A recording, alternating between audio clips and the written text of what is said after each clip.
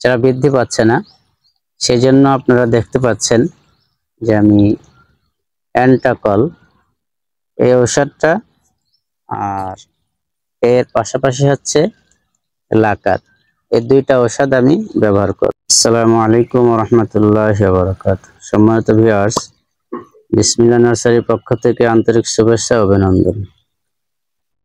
আজকে আমরা আপনাদেরকে নার্সারিতে যে চারাগুলো গাপ্টিং করি সেই গাপ্টিংকৃত চারার পরিচর্যা সম্পর্কে কিছু পরামর্শ আমরা আপনাদেরকে দেব। যে প্রচন্ড রোদ্রে বা প্রচন্ড গরমে বা প্রচন্ড যে খরা চলতেছে, এই খরায় আমরা কিভাবে গাপ্টিংকৃত চারাগুলোকে পরিচর্যা করব। তো সেই ক্ষেত্রে প্রথমে আমি বলবো যে পরিচর্যার ক্ষেত্রে এই মৌসুমে, খরার মৌসুমে সর্বপ্রথম পরিচর্যা হলো চারার জন্য যেটা সবচাইতে বেশি উপকারী, সেটা হলো নিয়মিত পানি আপনাকে দিতে হবে। এবং পানিটা দেওয়ার সবচাইতে ভালো সময় এবং মৌসুম হলো যে যদি একেবারে সকালে পারি এই একটা, আর সব থেকে বেশি ভালো হয় সূর্যের তাপমাত্রা যখন কমে যাবে সেই সময় গাপ্টিংকৃত চারাগুলাতে পানি ব্যবহার করা। আর ঔষধের ক্ষেত্রে যদি পচন ধরে সেক্ষেত্রে আমরা ঔষধ ব্যবহার তো অবশ্যই করতে হবে। সেক্ষেত্রে আমাদেরকে বেশি কড়া, বেশি অতিমাত্রার ঔষধ ব্যবহার করা যাবে না, যেহেতু অত্যন্ত গরম এবং রোদ, এই জন্য বেশি মাত্রা এবং বেশি কড়া ঔষধ ব্যবহার করা যাবে না।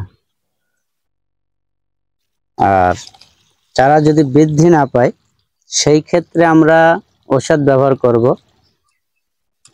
সেই ক্ষেত্রে আমাদেরকে লক্ষ্য রাখতে হবে ঔষধটা এই খরার মৌসুমে হয়তো বিকেলে, না হয় একেবারে সকালে আমরা ঔষধটা স্প্রে করব। যদি চারা গাপ্টিংকৃত চারাগুলো বৃদ্ধি পাইতে বা গ্রোথ হচ্ছে না, এ ধরনের যদি কোনো প্রকারের সমস্যা দেখা যায় সেক্ষেত্রে আমরা ঔষধ তো অবশ্যই ব্যবহার করব যাতে করে গাপ্টিংকৃত চারাগুলো বৃদ্ধি পায়। তবে সেই ঔষধটা আপনাকে অবশ্যই ঠান্ডা আবহাওয়ায় স্প্রে করতে হবে। তা আমি আজকে নার্সারিতে গাপ্টিংকৃত চারাগুলাতে যেহেতু প্রচুর গরম, খরা, চারা বৃদ্ধি পাচ্ছে না, সেজন্য আপনারা দেখতে পাচ্ছেন যে আমি অ্যান্টাকল এই ঔষধটা আর এর পাশাপাশি হচ্ছে লাকাত, এই দুইটা ঔষধ আমি ব্যবহার করব। লাকাতটার গুণাগুণ হচ্ছে যে চারাটাকে বৃদ্ধি করার জন্য সহায়ক হবে এবং অন্যান্য কীট পোকামাকড় যেগুলো আছে, মাকড়সা যেগুলা চারার উপরে বাসা বাঁধার কারণে বা ওই চারার উপরে ঘোরার কারণে চারা বৃদ্ধি পাওয়ার থেকে সমস্যা তৈরি হয়, সেই জাতীয় সমস্যাগুলো থেকে লাকাতটা দ্বারা সলিউশন হবে।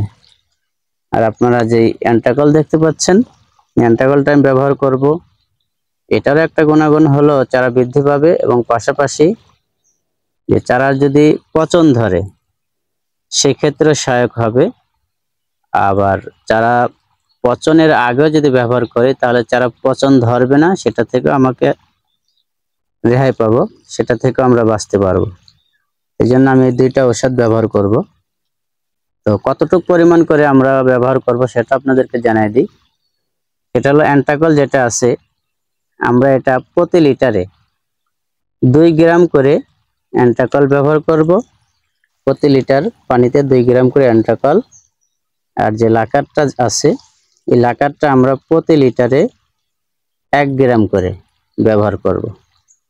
এইভাবে যদি আমরা গাপ্টিংকৃত চারাগুলা পরিচর্যা করি তো এই খরার মৌসুমে আশাবাদী আমরা যা ইনশাআল্লাহ এই পরিচর্যার মাধ্যমে আমাদের গাপ্টিংকৃত চারাগুলা সবল হবে, গ্রোথ বাড়বে এবং পচন ধরা থেকেও সুরক্ষিত থাকবে।